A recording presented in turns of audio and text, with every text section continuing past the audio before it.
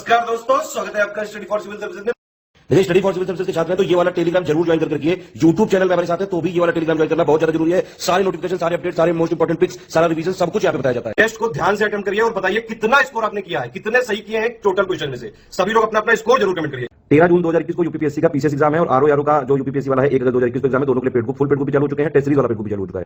इन number पे आप call कर सकते हैं या फिर व्हाट्सएप कर सकते हैं 856090966089 पे, या फिर मुझे डायरेक्ट व्हाट्सएप कर सकते हैं 7862 पे किसी जानकारी। नमस्कार, मैं ओम द्विवेदी और स्वागत है आपका स्टडी फॉर सिविल सर्विसेज में, जिसमें आज हम ज्योग्राफी के प्री रिलेटेड कुछ क्वेश्चंस डिस्कस करेंगे। और शुरू करने से पहले मैं आपको बता दूं कि स्टडी फॉर सिविल सर्विसेज के कई फ्री और पेड कोर्सेज यूट्यूब और टेलीग्राम पर मौजूद हैं, जिन्हें आप इस लिंक के थ्रू और इन दो नंबर्स पर कॉल करके ज्वाइन कर सकते हैं। हमारा पहला क्वेश्चन है, भारत के राज्यों को क्षेत्रफल के घटते हुए क्रम में लगाना है आपको। तो देखिए, सबसे पहले आ जाएगा आपका राजस्थान, फिर आता है मध्य प्रदेश, फिर आता है महाराष्ट्र, फिर आता है यूपी और फिर आता है गुजरात। तो यहाँ पर राजस्थान तो दिया नहीं है, लेकिन बाकी चारों मौजूद हैं, तो आंसर इसका हो जाएगा ए।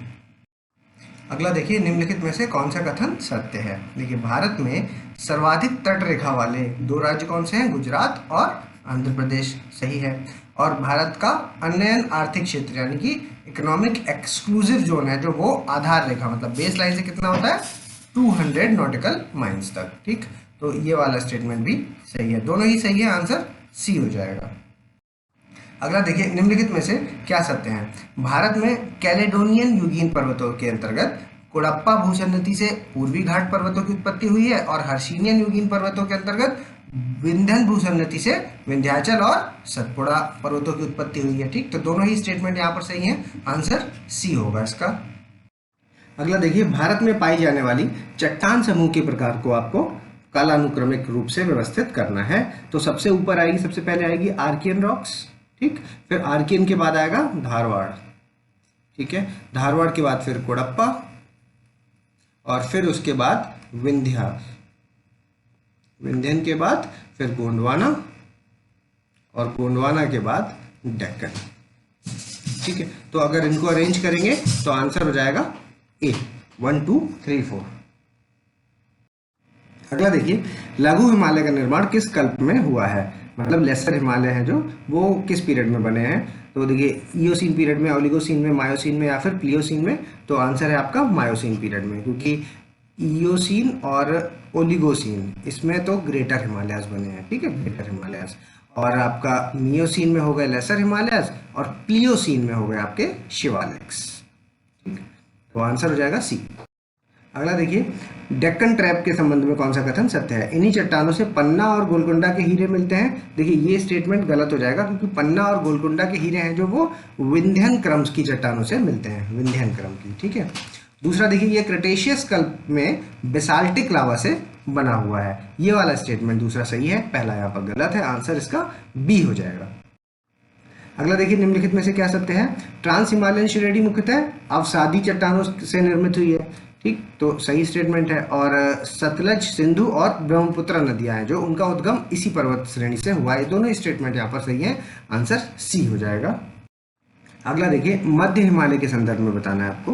देखिए, कौन सा असत्य बताना है। ठीक है, तो देखिए, यहाँ पर कोनीफेरस फॉरेस्ट तथा ढाल पर छोटे छोटे घास के मैदान मिलते हैं, जिन्हें क्या कहते हैं? मार्ग बुग्याल पायार। ठीक, तो ये स्टेटमेंट सही हो गया। और यहाँ पर मिलान, जेमू, गंगोत्री आदि हिमनद पाए जाते हैं। तो ये इसलिए गलत है क्योंकि ये सारे जो हैं आपके ग्लेशियर्स हैं, ये आपके वृहद हिमालय, ठीक है, वृहद हिमालय के हैं, अभी इसके नहीं है, मध्य के। और ये मध्य के बारे में पूछ रहा है क्वेश्चन। ठीक है, तो ये गलत हो जाएगा दूसरा, पहला यहाँ पर सही, तो आंसर हो जाएगा ओनली 2, क्योंकि असत्य पूछा था।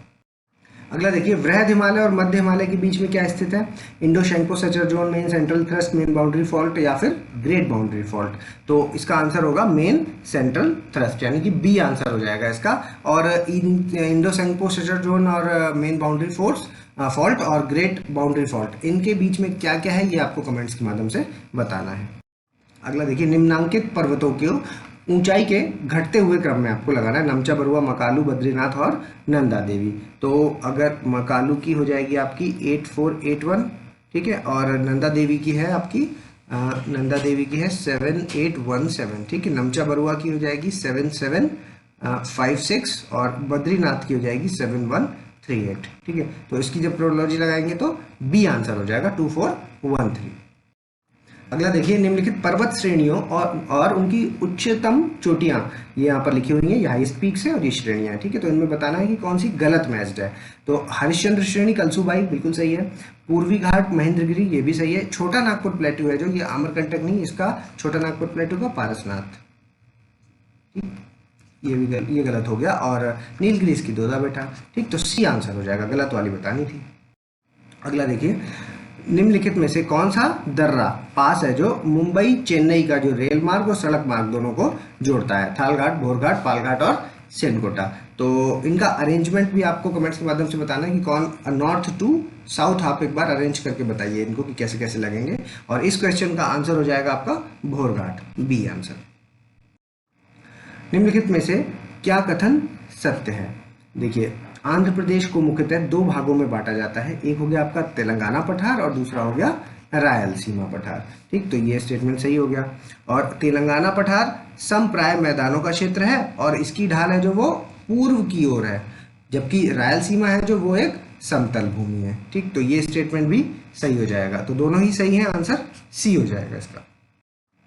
अगला देखिए, निम्नलिखित में से कौन सी पर्वत श्रेणी है जो चंदन के वनों के लिए प्रसिद्ध है? इलायची पहाड़ियां, दंडकारण्य पहाड़ियां, मलाईगिरी की पहाड़ियां या फिर बाबा बुदान हिल्स, ठीक। तो इसका क्वेश्चन का आंसर होगा मलाईगिरी की पहाड़ियां है जो वो आपके फेमस है चंदन के वनों के लिए, ठीक। आंसर सी।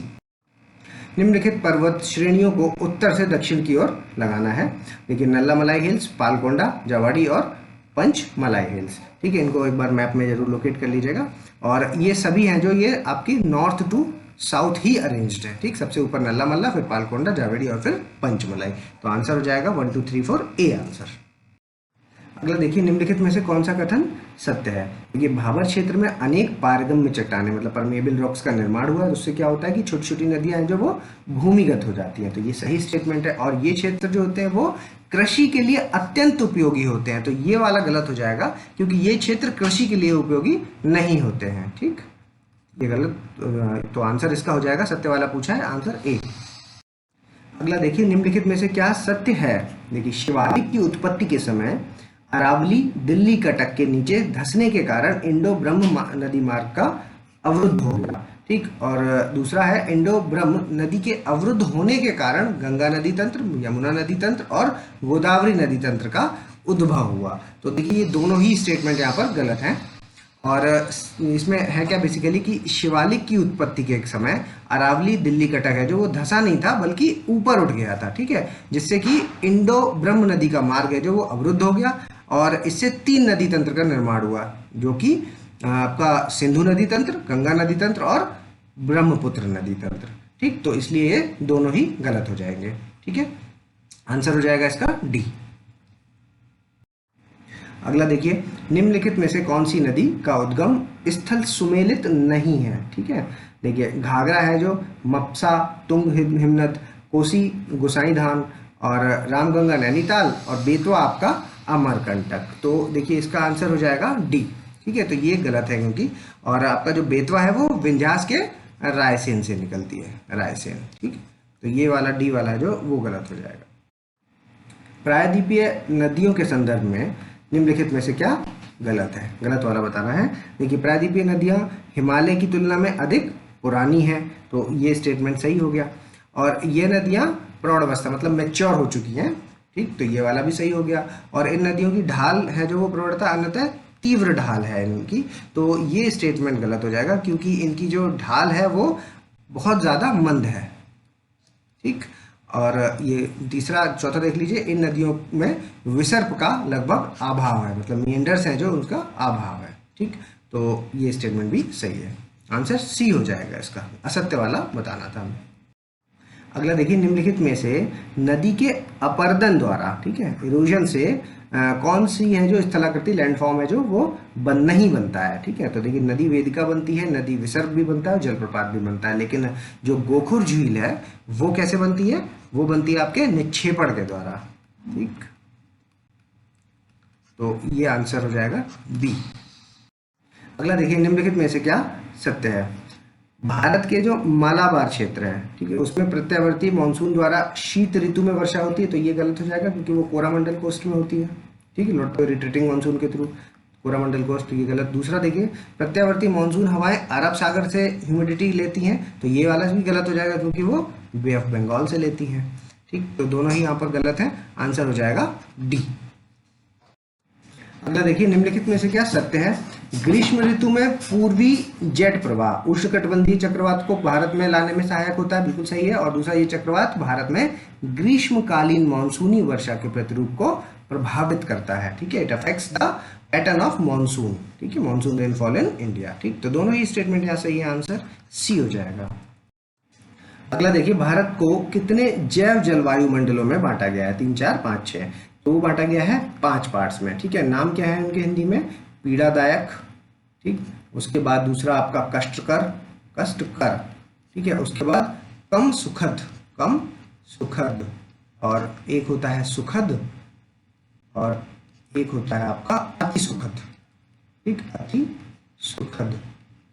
ठीक, 5 पार्ट्स हैं इसके। ठीक, आंसर सी।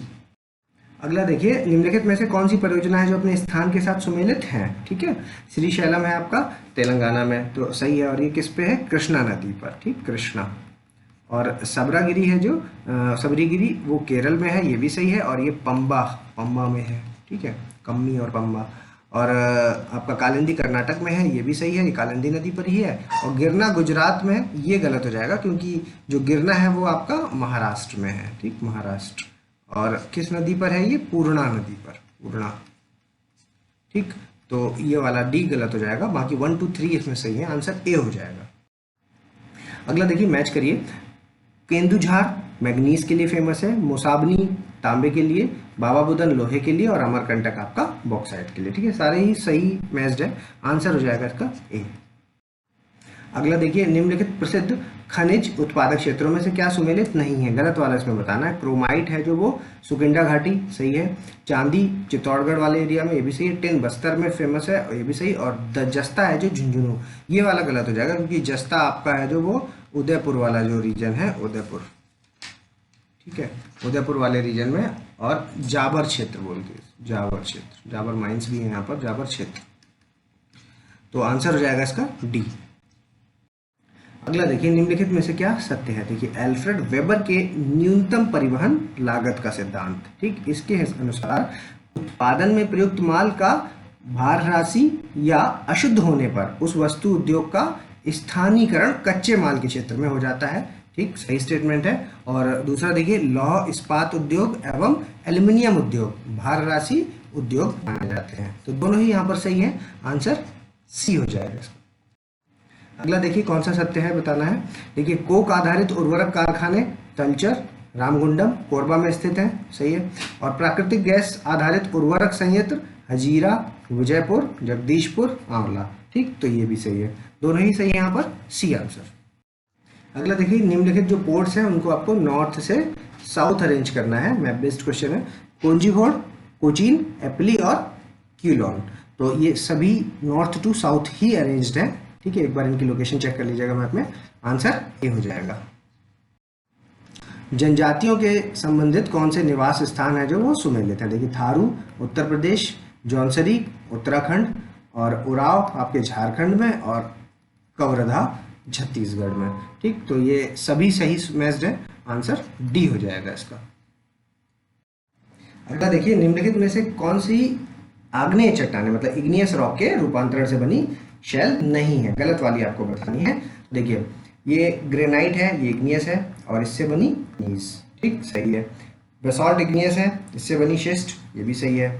आपका ये इग्नियस है और ये एम्फोब्लाइट बना, ये भी सही है। और स्लेट है जो, ये इग्नियस नहीं है, ये है आपकी सेडिमेंट्री। ठीक, और इससे बना फाइलाइट। तो ये तो सही है कि स्लेट से फाइलाइट बना, लेकिन ये सेडिमेंट्री रॉक है, तो ये पेयर गलत हो जाएगा। ठीक, तो आंसर डी हो जाएगा।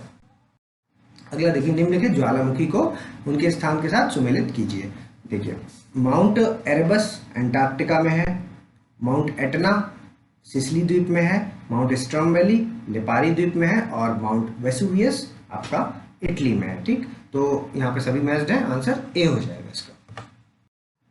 अगला देखिए, निम्नलिखित में से क्या सत्य है? सही वाला बताना है। विभिन्न युगों से निर्मित लंबे और सक्रिय पर्वतों का रूपांतरण विस्तार पर्वत श्रृंखला कहलाता है। ठीक है, माउंटेन रेंज कहलाता है। और विभिन्न पर्वत श्रेणियों का समूह जो एक ही युग से निर्मित हो वह पर्वत तंत्र यानी कि माउंटेन सिस्टम कहलाता है। ठीक, तो ये दोनों ही स्टेटमेंट यहाँ पर सही है। बेसिकली ये दोनों डेफिनेशंस हैं इनकी। आंसर सी हो जाएगा। अगला देखिए, पृथ्वी के मेंटल के संदर्भ में क्या सही नहीं है, गलत वाला बताना है आपको। आयतन की दृष्टि से मेंटल पृथ्वी के लगभग 63% भाग का प्रतिनिधित्व करता है।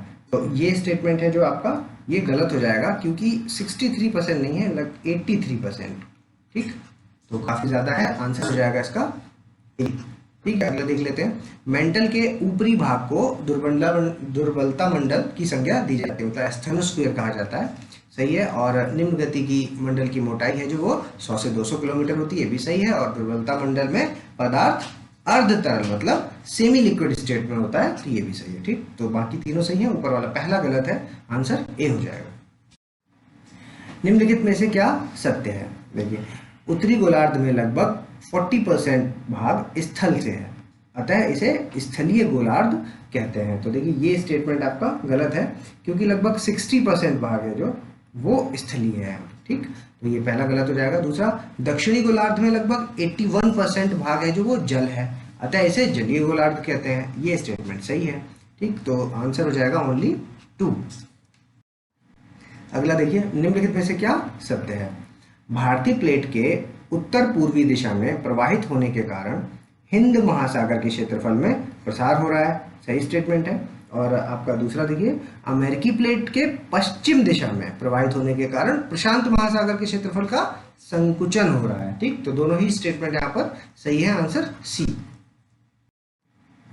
अगला मैच करिए। एडवर्ड झील है जो वलय निर्मित झील है, मतलब फोल्ड से बनी हुई झील है। और तंगानिका जो है वो आपकी दरार घाटी यानी रिफ्ट वैली लेक है। और विक्टोरिया है क्रेटर झील। और विनीपेग है आपकी ग्लेशियर लेक। ठीक, तो ये आंसर हो जाएगा इसका A B C D, A answer. अगला देखिए, निम्नलिखित में से क्या सत्य है? नॉर्थ अटलांटिक गर्म प्रवाह से दक्षिण में निकली हुई कैनरीज करंट है जो वो कैसी है?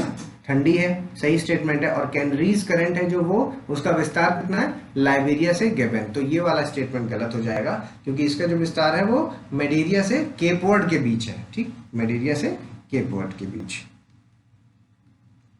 तो आंसर हो जाएगा इसका ये दूसरा गलत, पहला सही। आंसर ए। अगला देखिए, निम्नलिखित में से कौन सी कोल्ड करंट्स है? ब्राजीलियन करंट वार्म है, फाकलैंड कोल्ड है, वेनेजुएला कोल्ड है, रेनल वार्म है। ठीक, तो आंसर हो जाएगा 2 और 3 यानी बी आंसर हो जाएगा इसका। अगला देखिए, निम्नलिखित में से क्या सत्य है?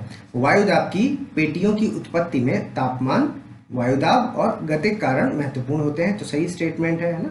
वायुदाब की पेटियां मतलब कि एयर प्रेशर बैंड्स हैं जो उनकी उत्पत्ति में आपका टेम्परेचर, प्रेशर और ये जो डायनामिक फैक्टर्स हैं ये इंपॉर्टेंट है। और ये टोटल कितने होते हैं? 5 वायुदाब। तो 5 नहीं होते, 7 होते हैं। ठीक, तो दूसरा गलत, पहला सही। आंसर ए हो जाएगा। अगला देखिए, निम्नलिखित में से क्या सत्य है? फेरल के नियम के अनुसार धरातल पर स्वतंत्र रूप से चलने वाली जो हवाएं हैं वो पृथ्वी की गति के कारण जो नॉर्दर्न हेमिस्फीयर है उसमें आपका राइट साइड और जो सदर्न हेमिस्फीयर है उसमें लेफ्ट साइड टिल्ट हो जाती है। ठीक, तो ये स्टेटमेंट इसलिए गलत हो जाएगा क्योंकि इसमें उल्टा लिखा हुआ है। दूसरा देखिए, फेरल के नियम का प्रभाव है जो वो महासागरीय धाराओं में ज्वारीय गतियां और चक्रवात तथा रॉकेट की गतियों पर देखा जाता है। तो ये वाला यहाँ पर सही हो जाएगा। पहला गलत, दूसरा सही। Answer A B.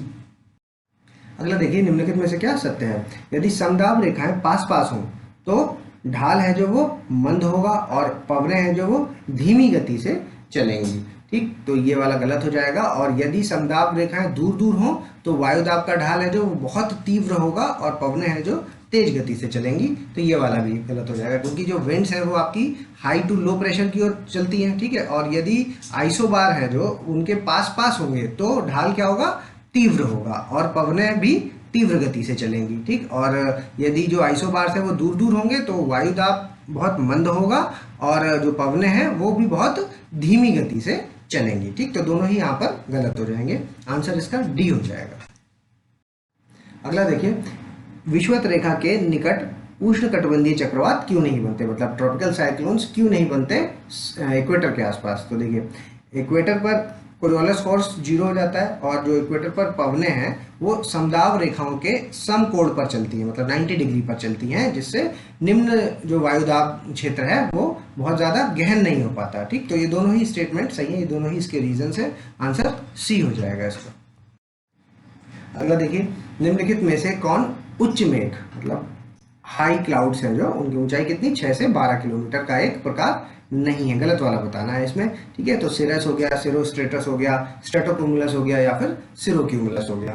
तो इस क्वेश्चन का आंसर हो जाएगा आपका स्ट्रेटोक्यूमुलस क्लाउड, क्योंकि इनकी जो हाइट है वो होती है 2 किलोमीटर के आसपास। ठीक, बाकी सब हाई क्लाउड्स हैं, तो आंसर सी।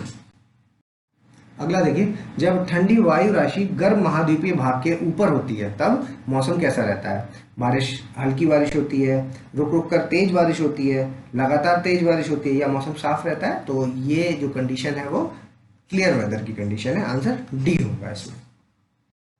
अगला देखिए, निम्नलिखित जल संधियां हैं जो उनको आपको सुमेलित कौन सी सुमेलित है बताना है। डेविस जल संधि किसके किसके बीच में है? ग्रीनलैंड और बैफिन बे के बीच में, तो ये स्टेटमेंट सही है। दूसरा देखिए, हडसन जल संधि ये किसके किसके बीच में? बैफिन बे और उनगावा प्रायद्वीप के बीच, ये भी सही है। और युकातन जल संधि है जो वो आपकी मेक्सिको और क्यूबा के बीच में है, ये भी सही है। और बेरिंग जल संधि है जो रूस और अलास्का के बीच में, सही, सभी सही है। यहाँ पर आंसर डी हो जाएगा इसका। अगला देखिए, निम्नलिखित में से क्या सत्य है? एटलस पर्वत का विस्तार किधर है? अफ्रीका में मोरक्को, अल्जीरिया और ट्यूनीशिया वाला जो एरिया है। ठीक है, इसको आप मैप में एक बार देख लीजिएगा किस एरिया की बात हो रही है। ठीक है, इधर नॉर्थ में। और अफ्रीका का जो सर्वोच्च पर्वत शिखर है किलिमंजारो, वो एटलस पर्वत पर है, तो ये वाला गलत हो जाएगा क्योंकि वो आपका तंजानिया में है। ठीक, तंजानिया, तो दूसरा गलत, पहला यहाँ पर सही है, आंसर हो जाएगा ए। अगला देखिए, निम्नलिखित में से क्या सत्य है? इंग्लैंड, स्कॉटलैंड, वेल्स और उत्तरी आयरलैंड को मिलाकर के आप यूनाइटेड किंगडम कहा जाता है, तो ये सही स्टेटमेंट है। और दूसरा देखिए, इंग्लैंड, वेल्स और स्कॉटलैंड है जो उसको मिलाकर के ग्रेट ब्रिटेन कहा जाता है, तो ये दोनों ही स्टेटमेंट यहाँ पर सही हैं, आंसर हो जाएगा आपका सी। अगला देखिए, निम्नलिखित में से क्या सत्य है? हॉन्शू द्वीप है जो वो जापान का सबसे बड़ा द्वीप है, सही स्टेटमेंट है।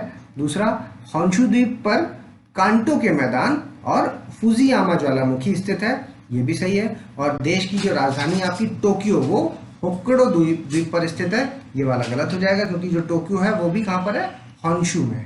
ठीक, और चौथा देखिए, जापान की जो 80% आबादी है वो होक्काइडो द्वीप पर निवास करती है, तो ये वाला भी गलत हो जाएगा क्योंकि वो है वो भी होन्शू। ठीक, होन्शू द्वीप पर निवास करती है। ठीक, तो ये सारे ही स्टेटमेंट जो है वो बेसिकली होन्शू द्वीप के बारे में थे, तो तीसरा चौथा गलत है और पहला दूसरा सही है, आंसर ए हो जाएगा यहाँ पर। अगला देखिए, निम्नलिखित में से क्या सत्य है? तो सही वाला बताना है। सुपीरियर झील जो प्रदेश है वो यूएस का एक लौह खनन क्षेत्र है, ये सही स्टेटमेंट है, मतलब लेक सुपीरियर वाला जो रीजन है वो आयरन माइनिंग रीजन है। और दूसरा है, प्रमुख अपलेशियन कोयला क्षेत्र है जो एशियन कोल फील्ड्स है जो वो रीजन कहाँ है? पेंसिल्वेनिया से अल्बाना तक। ठीक, तो दोनों ही स्टेटमेंट यहाँ पर सही है, आंसर सी हो जाएगा। अभी आप वीडियो को पॉज करके अपना स्कोर हमें कमेंट्स के माध्यम से बताइए, और अगर अभी तक आपने हमारे चैनल को सब्सक्राइब नहीं किया तो सब्सक्राइब कीजिए, बेल आइकन की बटन दबाइए। जल्दी मिलेंगे अगले टॉप 50 क्वेश्चंस के साथ, तब तक के लिए धन्यवाद।